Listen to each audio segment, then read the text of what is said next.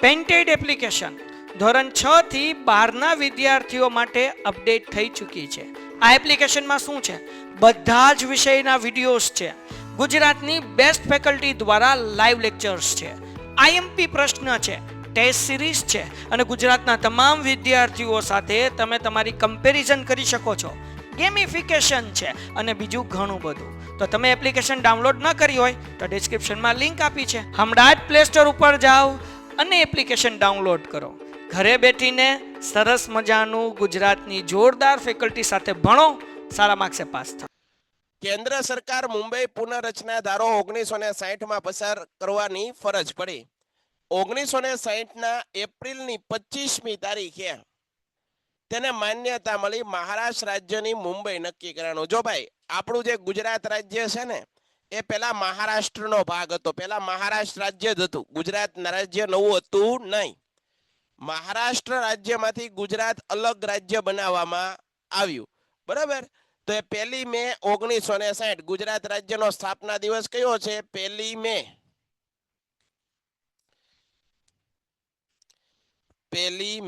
1960. આ 1 મે 1960 ના રોજ ગુજરાત રાજ્ય છે એની સ્થાપના થાય છે. યાદ રાખજો. કેમાંથી છૂટું પડ્યું તું? તો તમારે બધાએ જવાબ લખવાનો મહારાષ્ટ્રમાંથી. Very good. આગળ જોઈએ હવે. 1960માં 25મી એપ્રિલ 25મી તારીખ તેને માન્યતા મળી. મહારાષ્ટ્ર રાજ્યની રાજધાની મુંબઈ નક્કી કરવાની. ગુજરાત, સૌરાષ્ટ્ર અને કચ્છ સહિતનું નવું રાજ્ય બન્યું. ટૂંકમાં ગુજરાત નવું બનાવવામાં આવ્યું, બરાબર. આસામ, મેઘાલય 1960 બન્યું. આ દિવસને ગુજરાતની સ્થાપના દિવસ તરીકે ઓળખવામાં આવે. 1 મે 1960 ગુજરાતનો સ્થાપના દિવસ છે. આપણને બધાને આવડવું જોઈએ, ગુજરાતી છીએ એટલે. અહીંયા લખી દઉં, ગુજરાતનો સ્થાપના દિવસ ક્યારે છે ભાઈ? 1 મે 1960 લખી નાખજો. ચાલો. આસામ, મેઘાલય, મણિપુર, ત્રિપુરા, અરુણાચલ પ્રદેશ, મિઝોરમ, નાગાલેન્ડ જેવા 7 રાજ્યોને 7 બહેનો કહેવાય. પરીક્ષામાં અહીંથી પ્રશ્ન પૂછાય. 7 સિસ્ટર તરીકે કયા રાજ્યોને ઓળખવામાં આવે છે? 7 બહેનો એટલે 7 સિસ્ટર. આયા ધ્યાન આપો. આ બધું લખવાનું. હું તમને આ પીડીએફ મોકલી દઈશ ચેપ્ટર પૂરું થાય એટલે. તમારે યાદ રાખવાનું. આ પરીક્ષામાં વારે વારે પ્રશ્ન પૂછાય. 7 સિસ્ટર, 7 બહેનો. પૂર્વના જે રાજ્યો છે, અરુણાચલ છે, ત્રિપુરા છે, અસમ છે, બરાબર. જો અહીંયા લખ્યું છે આસામ, મેઘાલય, મણિપુર, ત્રિપુરા, અરુણાચલ પ્રદેશ, મિઝોરમ અને નાગાલેન્ડ. આટલા જે છે એ રાજ્યો છે એ પૂર્વના રાજ્યો છે અને એ 7 બહેનો તરીકે ઓળખવામાં આવે. 7 સિસ્ટર્સ. Very good. આગળ વધીએ. મોટા રાજ્યમાંથી નાના રાજ્ય રચવાની માંગણી સતત ચાલુ રહી અને છેવટે 2000માં બિહારમાંથી ઝારખંડ બન્યું. જુઓ ભાઈ, એક રાજ્યને મળ્યું બીજું રાજ્ય એકમાંથી જુદું પાડવામાં આવ્યું એટલે બિહારમાંથી કોને છૂટા પાડવામાં આવ્યા? તો કે ભાઈ બિહારમાંથી ઝારખંડ રાજ્ય છે એને નોખું કરવામાં આવ્યું, બરાબર. અલગ રાજ્ય બનાવ્યું. જુઓ, હાલો, ડન, પાક્કું. એના પછી રાજધાની એની રાંચી રાખવામાં આવી. ઝારખંડની રાજધાની રાંચી. મધ્યપ્રદેશમાંથી છત્તીસગઢ નોખું પાડવામાં આવ્યું. એની રાજધાની રાખવામાં આવી રાયપુર. મધ્યપ્રદેશમાંથી છત્તીસગઢ નોખું પડ્યું. એની રાજધાની રાખવામાં આવી રાયપુર. ઉત્તર પ્રદેશમાંથી ઉત્તરાખંડ. ઉત્તર પ્રદેશમાંથી ઉત્તરાખંડ છૂટું પડ્યું. ઉત્તર પ્રદેશમાંથી ઉત્તરાખંડ છૂટું પડ્યું. યાદ રાખવું બધાએ. ઉત્તર પ્રદેશમાંથી ઉત્તરાખંડ. એની રાજધાની કઈ છે? દેહરાદૂન. છૂટું પડ્યું એટલે શું ભાઈ? નોખું પાડ્યું, બરોબર. અલગ રાજ્ય બનાવ્યું અડધા વિસ્તારને. એવા 3 રાજ્યોની રચના કરવામાં આવી. 2014માં અહીંયા ધ્યાન આપજો, છેલ્લે કયું રાજ્ય અમલમાં આવ્યું? 2014માં આંધ્રપ્રદેશ. આ આંધ્રપ્રદેશમાંથી તેલંગાણા અલગ રાજ્ય બનાવવામાં આવ્યું. રાજ્ય તરીકેની રચના થઈ. હજી પણ બીજા રાજ્યોની પુનઃરચનાની માંગણી ચાલુ જ છે. સમયે સમયે રાજ્યમાંથી બીજા રાજ્યો પણ બનશે, કારણ કે વસ્તી વધતી જાય. સારું એવો વહીવટ કરવો હોય તો ટુકડાઓમાં વહીવટ થાય, જેમાં મહારાષ્ટ્રમાંથી અલગ વિદર્ભ રાજ્યની માંગણીનો પણ આજે સમાવેશ થઈ રહ્યો છે. ચાલો, તો આ વસ્તુ તમને મેં કરાવી. હવે આપણે આગળ વધીએ. હાલ ભારતીય સંઘમાં આંધ્રપ્રદેશ, અરુણાચલ પ્રદેશ, અસમ, બિહાર એવા ગોવા, ગુજરાત, હિમાચલ પ્રદેશ, હરિયાણા, કર્ણાટક, કેરળ, જમ્મુ કાશ્મીર, મધ્યપ્રદેશ, મહારાષ્ટ્ર, મણિપુર, મેઘાલય, મિઝોરમ, નાગાલેન્ડ, રાજસ્થાન, ઓડિશા, પંજાબ, તમિલનાડુ, તેલંગાણા, ઉત્તર પ્રદેશ, સિક્કિમ, ત્રિપુરા, પશ્ચિમ બંગાળ, છત્તીસગઢ, ઉત્તરાખંડ, ઝારખંડ આ બધા પ્રદેશો આપણા રાજ્યો છે ભારતના. બરાબર. અને દીવ, દમણ, ગોવા, દાદરા નગર હવેલી. બરાબર. ભારતીય સંઘમાં 28 રાજ્ય અને એક રાષ્ટ્રીય રાજધાની વિસ્તાર, 7 રાષ્ટ્રીય રાજધાની છે. બરાબર, કેન્દ્ર શાસિત પ્રદેશો. હવે પ્રદેશવાદ વિશે ભણીએ. સાહેબ પ્રદેશવાદ એટલે શું? પ્રદેશવાદ એટલે બીજું કાંઈ નહીં. આપણે ગુજરાતી છીએ તો આપણે ગુજરાતીનું શું તાણીએ? વધારે તાણીએ. બરોબર. ગુજરાત ને મહારાષ્ટ્રની બેયની મેચ ચાલતી હોય અને ગુજરાતની અંદર ચાલતી હોય તો બધા ગુજરાતી લોકો હોય તો વધારે કોની તરફદારી કરે? તો કે ભાઈ અમારા ગુજરાતની. મહારાષ્ટ્રમાં હોય તો મહારાષ્ટ્રના લોકો એની તરફદારી કરે. સમજાય છે? તો આને કહેવાય પ્રદેશવાદ. પોતાનું તાણવું, પોતાના રાજ્યને ઉપર રાખવું એવી ભાવના એને પ્રદેશવાદ કહેવાય. અહીંયા ધ્યાન આપજો. ભારત વિવિધતામાં એકતા ધરાવતો દેશ છે. તમને ખબર છે ભારતની અંદર અલગ અલગ જ્ઞાતિઓ, જાતિઓ, વિવિધ ધર્મો છે, સંપ્રદાયો છે. બરાબર. ભારતની અંદર જુદી જુદી જ્ઞાતિ, જાતિ, ધર્મ, સંપ્રદાય આવું જોવા મળે છે. ભારતની અંદર અલગ અલગ તહેવારો ઉજવતી પ્રજા, અલગ અલગ ભાષાઓ બોલતી પ્રજા જોવા મળે. આમ ભારત વિવિધતામાં એકતા ધરાવતો દેશ છે, જેમાં વિવિધ ભાષા બોલનારા, વિવિધ ધર્મ, વિવિધ જાતિ, જ્ઞાતિ અને સંસ્કૃતિ ધરાવતા લોકો રહે છે. દેશમાં રહેલી વિવિધતાઓ ભાગ્યે જ બીજા કોઈ દેશમાં જોવા મળતી હશે. કોઈ એક ચોક્કસ ભૌગોલિક, સાંભળજો, કોઈ એક ચોક્કસ ભૌગોલિક વિસ્તારમાં લાંબા સમયથી લોકો રહેતા હોય. દાખલા તરીકે આપણે ગુજરાતમાં છીએ તો ગુજરાતમાં આપણો જન્મ જ ગુજરાતમાં થયો તો લાંબા સમયથી આપણે ગુજરાતમાં રહીએ તો આપણે ગુજરાત પ્રત્યે આપણી શું હોય? લાગણી હોય.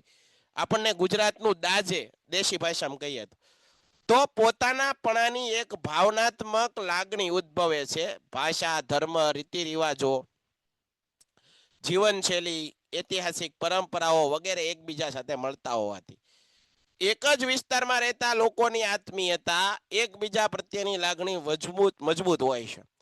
સાંસ્કૃતિક વિકાસ એ કોઈ ચોક્કસ જાતિના કે પ્રજાના પ્રયત્નોનું પરિણામ નથી, પણ એ ત્યાંની પ્રજાના સામૂહિક પ્રયત્નો અને સિદ્ધિઓનું સંયુક્ત પરિણામ છે. બરાબર છે? તમને સ્વાભાવિક છે, આપણે ગુજરાતી છીએ, આપણો જન્મ અહીંયા થયો, આપણે મોટા થયા અહીંયા, તો આપણા ગુજરાતીઓને કોઈક ગાળું આપે તો આપણને કેવું થાય? દાજે કે અમને કેમ કહી ગયા એમ, અમે આવા છીએ નહીં. બરાબર, આવું થાય તો આને પ્રદેશવાદની ભાવના કહેવાય. બરાબર, આગળ જોઈએ. પ્રદેશવાદને ઉત્તેજન આપવા, તેનો વ્યાપ વધારવા અમુક નેતા, હવે રાજકારણીય નેતાઓનું કામ શું હોય? લડાઈ કરાવે, ઝઘડા કરાવે અને પોતાના રાજકીય રોટલા શેકે. પોતે એને મતથી મતલબ હોય પણ એની વાતમાં અવાય નહીં. બરાબર, આપવા કે તેનો વ્યાપ વધારવા અમુક નેતા, આગેવાનો, કેટલાક તોફાની તત્વ લોકોની લાગણીઓને શું કરે છે? બહેકાવે છે. બહેકાવે એટલે લોકોની લાગણીઓને ઠેસ પોગાડે છે, જેમ હું એમ બોલે છે. આમ પ્રદેશવાદની વૃત્તિઓને જગાડનાર અને એને ઉત્તેજિત કરનાર તથા બહેકાવનારા પરિબળો દેશની રાષ્ટ્રીય એકતા માટે નુકસાનકારક છે. વ્યક્તિનો વિકાસ સાધવા માટે, સાંભળજો, વ્યક્તિનો વિકાસ સાધવા માટે મહત્વાકાંક્ષા હોય તે સારી વાત છે. તેને સિદ્ધ કરવા પ્રેરણા પૂરી પાડવી. અન્ય વ્યક્તિને નુકસાન પહોંચાડી ન શકાય આવી ભાવનાથી પ્રદેશનો વિકાસ સ્વાંગી બની શકતો નથી. વળી જો ઉગ્ર સ્વરૂપ ધારણ કરે તો અનિષ્ટતા નોતરે. પોતાના પ્રદેશ અને રાષ્ટ્રને નુકસાન પહોંચે તેવા કાર્ય ન કરવા જોઈએ. સમગ્ર દેશનું હિત જોવું જોઈએ, બધા લોકોનું હિત જોવું જોઈએ. દેશમાં સ્વતંત્રતા પ્રાપ્ત થયા પછી પ્રદેશ કરતા રાષ્ટ્ર મહત્વનો છે. આપણે આપણા પ્રદેશનું જ રાખવાનું છે એવું નહીં. આપણે આપણા રાષ્ટ્રનું, હું ભારતીય છું, આઈ એમ એન ઇન્ડિયન, હું મારા ભારત દેશ પ્રત્યે સમર્પિત છું, ભારતના દરેક રાજ્યના લોકો મારા ભાઈ અને બહેન છે, એવી ભાવના રાખવાની. એને કહેવાય નેશન ફર્સ્ટની ભાવના. બરાબર. આજે આપણને કોઈકને પૂછીએ, કોઈ વિદ્યાર્થીને પૂછીએ તું તારું નામ શું, તો એની અટક બતાવશે, એની જ્ઞાતિ બતાવશે, પણ કોઈ એવું નહીં કે હું ભારતીય છું. આપણી મેન આઈડેન્ટિટી કઈ, આપણી મેન ઓળખાણ કઈ, તો મેન ઓળખાણ છે આપણી ભારતીયતા. હમણાં એક બેને પ્રશ્ન પૂછ્યો કે મહારાષ્ટ્ર અને વિદર્ભ આ બંને નોખા થવા. મહારાષ્ટ્ર જ એક પ્રદેશ છે કે જે વર્ષોથી એમ કહે છે કે અમને મહારાષ્ટ્રથી શું કરો, અલગ પાડી ગયો અને અમારો અલગ રાજ્ય બનાવી ગયો, એનું નામ રાખો વિદર્ભ. બરોબર, સમજાઈ ગયું? સમાજમાં વિદેશી પ્રજાઓનું અને તેમના સાંસ્કૃતિક મૂલ્યોનું એક પ્રકારનું સમન્વયકારી થયું છે, પણ તેની સાથે તે બધી જ પ્રજા જે તે પ્રદેશોમાં વસવાટ કરીને કાયમી રહેવાથી ત્યાંની ભૂમિ માટે એક પ્રકારનો લગાવ લાગણી જન્મ્યા, જેને પ્રદેશવાદની ભાવના કહેવાય. આવી લાગણી કે ભાવના થવી તે લાંબા ગાળાની પ્રક્રિયાનું પરિણામ છે. લાંબા ગાળાની પ્રક્રિયા. સમય જતા પ્રદેશવાદની લાગણીમાં સંકુચિતતા પેદા થવા લાગી. પ્રદેશવાદના ઉદ્ભવ અને વિકાસ માટે ભાષા, જાતિ, ધર્મ આ ત્રણ પરિબળોને, હું કીધું, પ્રદેશવાદના ઉદ્ભવ અને વિકાસ માટે ભાષા, જાતિ, ધર્મ ત્રણ પરિબળોને મહત્વના ગણાવી શકાય છે. કેટલા ગણાવી શકાય છે? મહત્વના ગણાવી શકાય છે. આગળ વધીએ. ભાષા, તમને ખબર છે ભારતમાં જુદા જુદા પ્રદેશમાં જાવ ને જુદી જુદી ભાષા બોલતા લોકો જોવા મળે. અમુક પ્રદેશ બદલાય એટલે એની ભાષા બદલાય. બરાબર છે? તો યાદ રાખો, ભાષાવાદે પ્રાદેશિકવાદને ઉત્તેજન આપ્યું. દરેક પ્રદેશની ભાષા અલગ હોય, બોલી ગામે ગામે બોલી બદલાય. બરાબર, દરેક ગામ જાઓ તો તમે એની લેંગ્વેજ છે એની ભાષામાં થોડોક ચેન્જીસ થાય, એ સ્વાભાવિક છે. ઉત્તર ભારતમાં હિન્દી ભાષા, દક્ષિણ ભારતમાં તમિલ ભાષા વધારે બોલાય ની માંગણી તીવ્ર બને. ભારતમાં પ્રદેશવાદની ઉગ્રતા તો દેશમાં ભાષાવાર રાજ્યોની પુનર્રચના કરવામાં રચાયેલા પંચની સ્ટેટસ રીઓર્ગેનાઇઝેશન કમિશન ભલામણ મુજબ કેટલાક ફેરફાર સાથે ઘડાયેલા ધારા અને અમલમાં કરાયા પછીના સમયમાં જોવા મળી છે. બરાબર, ટૂંકમાં એ કહેવા માંગે છે દરેક રાજ્યની અલગ અલગ ભાષાઓ, અલગ અલગ લેંગ્વેજ છે. ધર્મ અને જાતિ, આયા ધ્યાન આપજો. ભારતમાં વિવિધ ધર્મ પાળતા લોકો વસવાટ કરે છે. બરાબર છે? હિન્દુ, મુસ્લિમ, શીખ, ઈસાઈ, પારસી, બૌદ્ધ, જૈન, આ કેટલા બધા લોકો, કેટલા બધા સંપ્રદાયના લોકો ભારતમાં વસે છે. કેટલાક રાજ્યોમાં કોઈ એક જ પ્રકારની કોમ છે એ વસવાટ કરે છે. પ્રજા પોતાનો ધર્મ પાળીને રહે છે. દાખલા તરીકે નાગાલેન્ડ, મિઝોરમ અને મણિપુર, મેઘાલય અને અરુણાચલ પ્રદેશ છે વગેરે તેમના રીતિ રિવાજો, પરંપરા અને જીવનશૈલી, વ્યવસાયમાં વિવિધતા રહેલી છે. આસામમાં બોડો જાતિના લોકો અલગ પ્રદેશ માટે ઉગ્ર આંદોલન, ઉગ્ર એટલે કે શક્તિપૂર્વક આંદોલન ચલાવી રહ્યા છે. ઉલ્ફા ઉગ્રવાદીઓ પણ સક્રિય છે. બરાબર. પ્રદેશવાદને લીધે પંજાબ હરિયાણાનું વિભાજન થયું. આ રીતે બિહાર રાજ્યમાંથી ઝારખંડ પડી ગયું, મધ્યપ્રદેશમાંથી છત્તીસગઢ, ઉત્તર પ્રદેશમાંથી ઉત્તરાખંડ, આવા રાજ્યો બની ગયા. પ્રદેશવાદ. હાલમાં મહારાષ્ટ્રમાંથી વિદર્ભ રાજ્ય બનવાની વિચાર છે. આમ એક પ્રદેશમાં, દાખલા તરીકે આપણું અમારું સૌરાષ્ટ્ર છે. બરાબર, સૌરાષ્ટ્ર છે ગુજરાતમાંથી અલગ થવા માટે નવું માંગણી કરે, આ એવી વાત થઈ. પ્રદેશ બહુમતી ધરાવતી અનેક ભાષા પ્રજા પોતાની અલગ રાજ્યની માંગણી કરે, પોતાના પ્રદેશોનો વિકાસ કરે અને લાભ મેળવવા આંદોલન કરે, તે છેવટે તો દેશના હિતમાં નથી. ભારતના બંધારણમાં ભારતને સાર્વભૌમ, સમાજવાદી, ધર્મ નિરપેક્ષ અને લોકશાહી પ્રજાસત્તાક તરીકે જાહેર કરવામાં આવ્યો છે. રાજ્યની પુનર્રચના વખતે પ્રાદેશિક ભાવના કરતા સમગ્ર દેશની રાષ્ટ્રીય એકતાના વિચાર નિર્ણય લેવા. પ્રાદેશિક અસમાનતા, વિદેશી શાસકોએ આર્થિક લાભ પ્રાપ્ત ન થાય ત્યાં વિકાસાત્મક કાર્ય કર્યા નહીં. પરિણામે આવા વિસ્તારોમાં પ્રાદેશિક અસમાનતા વિકસી. બરાબર. ભારત સ્વતંત્રતા બન્યા પછી સામાજિક આર્થિક વિકાસ માટે આયોજન પંચની રચના કરી. તેનો મુખ્ય હેતુ જુદા જુદા પ્રદેશોનો આર્થિક સહિત અન્ય ક્ષેત્રોમાં સમતોલ વિકાસ સાધવાનો હતો. પ્રદેશવાદના દબાણો, રાજકીય કારણોથી વિકાસ યોજનાઓ પોતાના પ્રદેશમાં લઈ જવાની ખેંચતાણ, વિકાસ માટેના સ્ત્રોતો વગેરે અનેક પરિબળો તેમાં ભાગ ભજવતા રહ્યા. આથી સમતોલ વિકાસની બાબતમાં અસમાનતા પ્રવર્તી. બરાબર. આગળ દેશમાં વિકસિત અને મધ્યમ વિકસિત, અલ્પ વિકસિત રાજ્ય જોવા મળે છે. ઘણા રાજ્યો બહુ વિકાસ કરેલો હોય, ઘણા રાજ્યો ઓછો વિકાસ કરેલો હોય, મધ્યમ. ઘણા રાજ્યોએ સાવ વિકાસ નથી કર્યો. કેટલાક રાજ્યોના આંતર પ્રાદેશિક વિકાસમાં અસમાનતા જોવા મળે. બધા રાજ્યોનો વિકાસ સરખો થાય નહીં. દાખલા તરીકે મહારાષ્ટ્ર વિકસિત કક્ષામાં આવે, પરંતુ વિદર્ભ છે, મરાઠાવાડ, આ બધા વિસ્તારો કેવા છે? તો કે ભાઈ એ પછાત છે. આંધ્રપ્રદેશ રાજ્યમાં રાયલસીમા છે, તેમાં તેલંગાણાના કેટલાક વિસ્તારો અલ્પ વિકસિત, થોડા. પેન્ટેડ એપ્લિકેશન ધોરણ 6 થી 12ના વિદ્યાર્થીઓ માટે અપડેટ થઈ ચૂકી છે. આ એપ્લિકેશનમાં શું છે? બધા જ વિષયના વિડીયોઝ છે. ગુજરાતની બેસ્ટ ફેકલ્ટી દ્વારા લાઈવ લેક્ચર્સ છે, આઈએમપી પ્રશ્ન છે, ટેસ્ટ સિરીઝ છે અને ગુજરાતના તમામ વિદ્યાર્થીઓ સાથે તમે તમારી કમ્પેરિઝન કરી શકો છો. ગેમિફિકેશન છે અને બીજું ઘણું બધું. તો તમે એપ્લિકેશન ડાઉનલોડ ન કરી હોય તો ડિસ્ક્રિપ્શનમાં લિંક આપી છે. હમણાં જ પ્લે સ્ટોર ઉપર જાઓ અને એપ્લિકેશન ડાઉનલોડ કરો. ઘરે બેઠીને સરસ મજાનું ગુજરાતની જોરદાર ફેકલ્ટી સાથે ભણો, સારા માર્ક્સે પાસ થાઓ. થોડા હજી વિકાસ થયો. કેટલાક રાજ્યો કૃષિ વિકાસમાં, કેટલાક ઔદ્યોગિક વિકાસમાં વિશેષ આગળ છે. આમ રાજ્યોની વચ્ચે પણ અસમાનતા જોવા મળે. બધા હરખા ન હોય, 5 આંગળી હરખી ન હોય એવું કહેવા માંગે છે. બધા રાજ્યનો વિકાસ વધતો ઓછો થાય, હરખા વિકાસ ન થાય.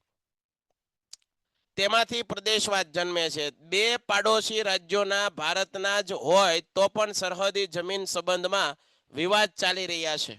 દાખલા તરીકે મહારાષ્ટ્ર અને કર્ણાટક રાજ્ય વચ્ચે અને પંજાબ અને હરિયાણા રાજ્યોની સરહદ માટેની જમીનના વિવાદ ચાલી રહ્યા છે. કોઈ પ્રદેશની ભૂમિ ઉપર જળની વહેંચણી અને ખનિજ, જળ, ઔદ્યોગિક કાચો માલ અને કૃષિ ક્ષેત્રની અનુકૂળતા પ્રમાણે લાભ પોતાને મળે તેવી સંકુચિત મનોવૃત્તિ કેટલીક જગ્યાએ જોવા મળે. આ પ્રદેશવાદ પ્રાદેશિકતાની સંકુચિતતાની ભાવનાના નજીવા સ્વાર્થ કે મહત્વાકાંક્ષાને લીધે રાષ્ટ્રીય એકતાને નુકસાન પહોંચે. દેશ સ્વતંત્ર બન્યા પછી પ્રદેશ કરતા રાષ્ટ્રનું વધુ ઊંચું મહત્વ હોવું જોઈએ. તે સ્વીકારી રાષ્ટ્રીય ભાવના વિકાસ વધારી. આપણે બધાએ એક વાત યાદ રાખવાની, ખાલી આપણું રાજ્ય આગળ વધે એવો વિચાર નહીં કરવાનો. આપણે આખા દેશને આગળ વધારવાનું છે એવું કહેવા માંગે છે. તેવા ઉપાયો કરવા જોઈએ. આગળ વધીએ. વિજ્ઞાન અને ટેકનોલોજી ક્ષેત્રે વિકાસ કેવો થયો? તમને ખબર છે, ભારત આઝાદ થયું પછી ધીમે ધીમે ભારતની અંદર જુદી જુદી ટેકનોલોજી આવી. ધીમે ધીમે ભારતનો વિકાસ ગ્રોથ ઉપર આવ્યો. આજે લોકો ભણવા માંડ્યા, આજે લોકોમાં શિક્ષણ વધ્યું, આજે લોકો છે એજ્યુકેટેડ બન્યા. એના કારણે વિજ્ઞાન અને ટેકનોલોજીમાં થોડોક સુધારો આવ્યો છે. વિશ્વના વિકાસશીલ દેશોની તુલનામાં ભારતે છેલ્લી અડધી સદીમાં ટેકનોલોજીના વિકાસ ક્ષેત્રે ઘણી બધી સિદ્ધિઓ, ઘણી બધી સફળતાઓ મેળવી છે. ભારત આજે બહુ આગળ વધી રહ્યું છે અને એમાં પણ ખાસ કરીને આપણું ભારત સૌથી યુવા આપણું ભારત છે. મર્યાદિત અને અલ્પ સાધનો, સાક્ષરતાનું ઓછું પ્રમાણ, આ બાબતના પરિપ્રેક્ષ્યમાં ભારતનો વિજ્ઞાન ટેકનોલોજી ક્ષેત્રનો વિકાસ નોંધપાત્ર ગણાય. સ્વતંત્રતા મેળવ્યા પછી ભારતનું નેતૃત્વ કરનાર મહાનુભાવો અને વિવિધ વિદ્વાન વૈજ્ઞાનિકો જેવા કે ડોક્ટર હોમી ભાભા, રાજા રામન, આ બધા વૈજ્ઞાનિકો હતા. ડોક્ટર વિક્રમ સારાભાઈ ઈસરોની સ્થાપના કરેલી. સીવી રામન અણુ વિજ્ઞાનમાં આગળ વધ્યા. ઇજનેર ક્ષેત્રે સર વિશ્વેશ્વરૈયા, સામ પિત્રોડા, એપીજે અબ્દુલ કલામ ભારતના મિસાઇલ મેન તથા રેલવે પ્રોજેક્ટના સફળ બનાવવા ઈ શ્રીધરન, વૈજ્ઞાનિકો, ઇજનેરો, ટેકનોક્રેટો વગેરેનું, ટેકનોક્રેટો એટલે જે ટેકનોલોજીમાં આગળ વધ્યા છે તે પ્રદાન નોંધપાત્ર ગણાય. આવી પ્રવૃત્તિઓ માટેની સંસ્થાઓ જેવી કે Indian Institute of Science, Indian Institute of Technology, Indian Space Research Organisation, ISRO, physical research laboratory, PRL, આ બધી સંસ્થાઓ વિજ્ઞાન ટેકનોલોજી ક્ષેત્રે કામ કરે છે. ભારતીય મહિલાઓનું પણ આ ક્ષેત્રે નોંધપાત્ર પ્રદાન રહ્યું, જે નીચે પ્રમાણે છે. યાદ રાખજો, આપણે મહિલાઓનું આમાંથી પ્રશ્ન પૂછાય છે. જાનકી અમ્મા કયા ક્ષેત્રમાં આગળ વધ્યા હતા? તો વનસ્પતિ ક્ષેત્રે એને બહુ સારું એવું નોલેજ હતું. એના પછી અસીમા ચેટર્જી એને શેનામાં વધારે રસ હતો? રસાયણ ક્ષેત્રે બહુ આગળ વધ્યા. ડોક્ટર ઇન્દિરા આહુજા, તો ઇન્દિરા આહુજા તબીબી ડોક્ટરી ક્ષેત્રે. કયા ક્ષેત્રે? તબીબ એટલે ડોક્ટર. શકુંતલા દેવી ગણિત ક્ષેત્રમાં આગળ વધ્યા, ગણિત શાસ્ત્ર. કલ્પના ચાવલા અવકાશમાં જનાર પ્રથમ મહિલા. સુનિતા વિલિયમ્સ અવકાશ ક્ષેત્રે આગળ વધી. ડન છે. તો આ બધાને યાદ રાખવાના છે. આ કોષ્ટક તમારા માટે અગત્યનું છે. આગળ જોઈએ. આ ઉપરાંત વિવિધ ક્ષેત્રોમાં મહિલાઓનું પ્રદાન અભૂતપૂર્વ રહ્યું છે. તેમણે રાષ્ટ્રીય વિકાસમાં મહત્વપૂર્ણ યોગદાન આપ્યું. સ્વતંત્રતા વખતે અનાજ માટે પરાવલંબી રહેતા આપણા દેશના આઝાદી પછી નોંધપાત્ર વસ્તી વધારો થવા છતાં કૃષિ ક્ષેત્રે આપણે બહુ આગળ છીએ. પરિણામે અનાજ ઉત્પાદન ક્ષેત્રે ભારત સ્વાવલંબન મહત્વની સિદ્ધિ ગણાય. બહુ હેતુક યોજનાઓ, બંધો બાંધવા, જળાશયો, નહેરો, જળ સંચય કરવું, પાણીનો સંગ્રહ કરવો, વૈજ્ઞાનિકો અને કૃષિ ક્ષેત્રે કાર્યરત ટેકનોલોજીનો ઉપયોગ તથા કૃષિ યુનિવર્સિટીની સ્થાપના થવાથી સતત થઈ રહેલા સંશોધનો પણ ભારતના વિકાસમાં મહત્વનો ફાળો છે. પરમાણુ વિજ્ઞાન અને ટેકનોલોજીનો શાંતિમય ઉપયોગ કરવો તે માટેના સંશોધન સંસ્થા સ્થાપવી પણ નોંધ લેવી ઘટે. ભાભા પરમાણુ ક્ષેત્ર સંશોધન ઉપરાંત વૈજ્ઞાનિકો, એન્જિનિયરો અને ટેકનોક્રેટોના સંયુક્ત પુરુષાર્થ વડે બાંધવામાં આવેલા પરમાણુ મથકો દ્વારા ઉર્જાની માંગને પહોંચી વળવા આપણે સફળ રહ્યા છીએ. એટલું જ નહીં, સંરક્ષણ માટે રાજસ્થાનના પોખરણમાં 2 વખત કરવામાં આવેલા અણુ ધડાકાની નોંધ સમગ્ર વિશ્વએ લેવી પડી. બરાબર, તો આ વસ્તુ આપણને આવડવી પડે. અવકાશ સંશોધન ક્ષેત્રે ભારતે બાહ્ય અવકાશમાં ઉપગ્રહો છોડવા માટે વિશિષ્ટ પ્રકારના GSLV એટલે કે રોકેટ છે એ રોકેટ બનાવ્યા, Jio synchronous satellite launch vehicle. ઉપરાંત આપણે છોડેલા ઉપગ્રહો, પહેલો ઉપગ્રહ ભારતે છોડ્યો આર્યભટ્ટ 1975માં, બીજો ભાસ્કર 1979માં, ત્રીજો રોહિણી 1979માં, ચોથું PSLV polar satellite launch vehicle અને છેવટે મંગળ ઉપર આપણે પહોંચવામાં સફળ રહ્યા છીએ. મંગળયાન પિક્ચર પણ આવી ગયું. ઉપગ્રહ છોડવામાં ભારત છે સંપૂર્ણ સ્વાવલંબન. સ્વાવલંબન એટલે હું પોતાના મેળે પોતાની તાકાતથી ઉપગ્રહ છોડે છે, કોઈની મદદ નથી લીધા વગર. આ અનેરી સિદ્ધિ ગણાય. આ સિદ્ધિ માટે ભારતની સંસ્થા અવકાશમાં જે ઉપગ્રહ છોડે એ માટે કઈ સંસ્થા? ઈસરો. વિક્રમ સારાભાઈ એની સ્થાપના કરી, નોંધપાત્ર રહી છે. એટલું જ નહીં, વિશ્વ કક્ષાની તથા આંતરરાષ્ટ્રીય સ્તરની સંસ્થાઓમાં ભારતીય વૈજ્ઞાનિકોનું વગેરેનું પ્રદાન નોંધપાત્ર જોવા મળે છે. સંદેશા વ્યવહાર ક્ષેત્રે telephone, computer, internet, mobile phone, smartphone, tablet, fax, email, Twitter અને કોમ્પ્યુટર વોટ્સએપ દ્વારા ભારત વિશ્વના પ્રગતિશીલ દેશોની હરોળમાં આજે બધાની હારે ઊભું રહ્યું છે. બરાબર, વહીવટ તંત્રમાં કમ્પ્યુટરનો વધતો જતો ઉપયોગ પરોક્ષ રીતે પર્યાવરણ રક્ષણ માટે પણ કાર્બન ક્રેડિટ આપવામાં સફળ રહ્યું છે. તો આપણને ખબર હોવી જોઈએ. ઉદ્યોગો, ઉર્જા, કૃષિ, આરોગ્ય વગેરે ક્ષેત્રોમાં બાયોટેકનોલોજીનો ઉપયોગ અને તેમાં સતત થઈ રહેલા સંશોધનો અને વિકાસ, રિસર્ચ એન્ડ ડેવલપમેન્ટના લીધે ડિજિટલ ઇન્ડિયા, મેક ઇન ઇન્ડિયાના સૂત્રો વિશ્વ પ્રસિદ્ધ બની રહ્યા છે. દરિયાઈ સંશોધન ક્ષેત્રે વિકાસના પ્રયાસો, માનવ સંસાધનોના શ્રેષ્ઠતમ ઉપયોગના પ્રયાસો, રસ્તાઓ, બંદરોનો વિકાસ તથા શિક્ષણ અને આરોગ્ય ક્ષેત્રે માનવ જીવનના સ્વાંગી વિકાસ માટે થઈ રહેલા પ્રયાસો સીમાચિહ્નરૂપ છે. સંયુક્ત રાષ્ટ્ર UN દ્વારા 21 જૂનનો દિવસ વિશ્વ યોગ દિવસ તરીકે ઉજવવામાં આવે છે. ભવિષ્યનું દર્શન કરાવે છે. તો અહીંયા આ ચેપ્ટર પૂરું થાય છે. હવે હું તમને આની PDF અત્યારે ને અત્યારે મોકલી દઉં, એટલે તમારે વાંચવું હોય તમે વાંચી શકો. બરાબર છે. અહીંયા જ આપણે આ ચેપ્ટર છે એ પૂરું કરીએ છીએ. હવે તમારા જે પ્રશ્ન હોય મને કહેવાના તમારે. પેન્ટેડ એપ્લિકેશન ધોરણ 6 થી 12ના વિદ્યાર્થીઓ માટે અપડેટ થઈ ચૂકી છે. આ એપ્લિકેશનમાં શું છે? બધા જ વિષયના વિડીયોઝ છે. ગુજરાતની બેસ્ટ ફેકલ્ટી દ્વારા લાઈવ લેક્ચર્સ છે. IMP પ્રશ્ન છે, ટેસ્ટ સિરીઝ છે અને ગુજરાતના તમામ વિદ્યાર્થીઓ સાથે તમે તમારી કમ્પેરિઝન કરી શકો છો. ગેમિફિકેશન છે અને બીજું ઘણું બધું. તો તમે એપ્લિકેશન ડાઉનલોડ ન કરી હોય તો ડિસ્ક્રિપ્શનમાં લિંક આપી છે. હમણાં જ પ્લે સ્ટોર ઉપર જાઓ અને એપ્લિકેશન ડાઉનલોડ કરો. ઘરે બેઠીને સરસ મજાનું ગુજરાતની જોરદાર ફેકલ્ટી સાથે ભણો, સારા માર્ક્સે પાસ થાઓ.